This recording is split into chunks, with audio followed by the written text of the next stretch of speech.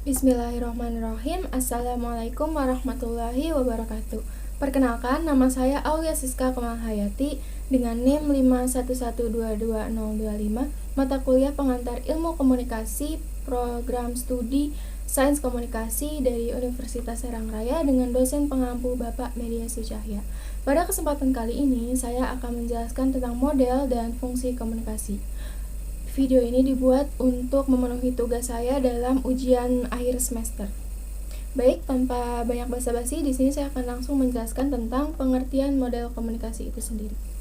Model komunikasi adalah gambaran sederhana dari proses komunikasi yang memperlihatkan kaitan antara satu komponen komunikasi dengan komponen lainnya.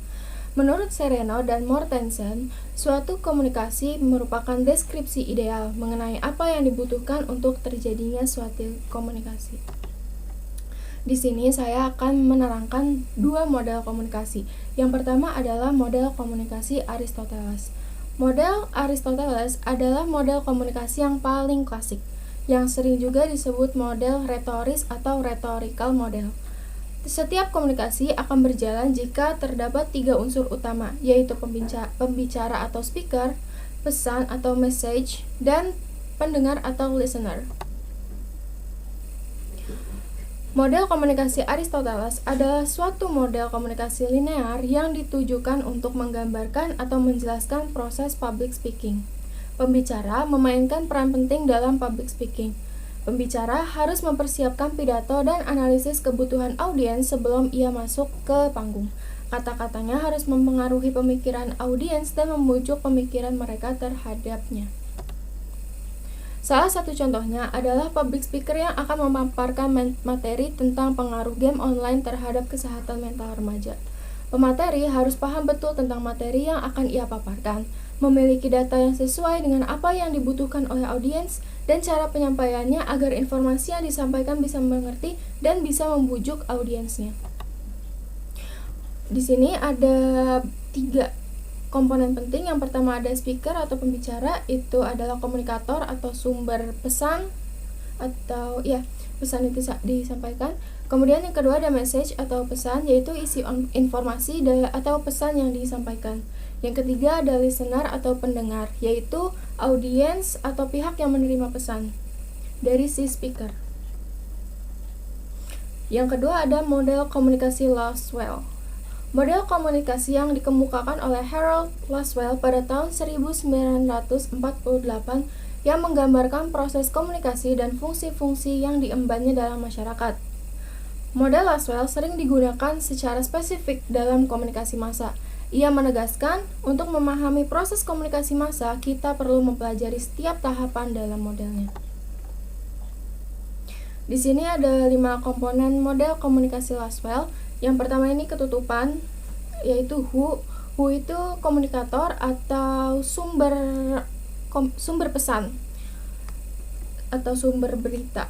Yang kedua ada what atau isi pesan yang disampaikan atau informasinya.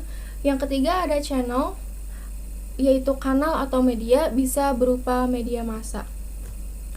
Sebenarnya komponennya itu ada di sini di PPT tertulis dalam rumus who says what in which channel to whom with what effect. Tapi akan saya persingkat di 3 bagian kecil ini biar lebih mudah dimengerti. Kemudian yang keempat dan yang kelima yaitu whom. Whom itu penerima pesan atau audiens atau khalayak, dan yang kelima adalah effect. Effect adalah umpan balik yang diberikan oleh penerima pesan kepada pengirim pesan. Dampak atau efek yang diharapkan maupun yang tidak diharapkan, karena tidak setiap pesan itu sifatnya membujuk dalam hal positif. Bisa saja pesan itu bersifat provokatif, justru itu yang tidak diharapkan. Kemudian ada 4 fungsi komunikasi, yaitu ada komunikasi sosial, komunikasi ritual, komunikasi instrumental, dan juga komunikasi ekspresif. Kali ini saya akan menjelaskan satu dari 4 fungsi tersebut, yaitu fungsi komunikasi ekspresif. Komunikasi ekspresif. Komunikasi memiliki fungsi sebagai alat untuk menunjukkan emosi atau perasaan manusia. Biasanya, perasaan disampaikan melalui komunikasi nonverbal. Namun, tidak menutup kemungkinan kita menunjukkan emosi kita dengan kata-kata. kita bisa mengatakannya secara langsung untuk menunjukkan kondisi perasaan yang sedang kita alami saat itu. Di sini saya mengambil contoh yang sering saya lihat dalam kehidupan sehari-hari, yaitu cara seorang ibu menyampaikan rasa cinta kasih kepada anaknya. Beberapa ibu yang tidak pandai mengungkapkan rasa sayang lewat ucapan atau secara verbal, melakukan komunikasi nonverbal dalam bentuk yang berbeda-beda. Misalnya, memeluk dan mencium kening anaknya, entah itu ketika anaknya sadar atau ketika anaknya sedang tidur, membuatkan makanan kesukaan anaknya, dan masih banyak sekali cara lainnya. Baik, sekian presentasi yang bisa saya sampaikan. Bila ada kekeliruan atau kesalahan dalam penyampaian materi, saya mohon maaf dikarenakan keterbatasan saya dalam pemahaman materi juga. Sekian yang bisa saya sampaikan. Billahi taufik wal hidayah. Wassalamualaikum warahmatullahi wabarakatuh.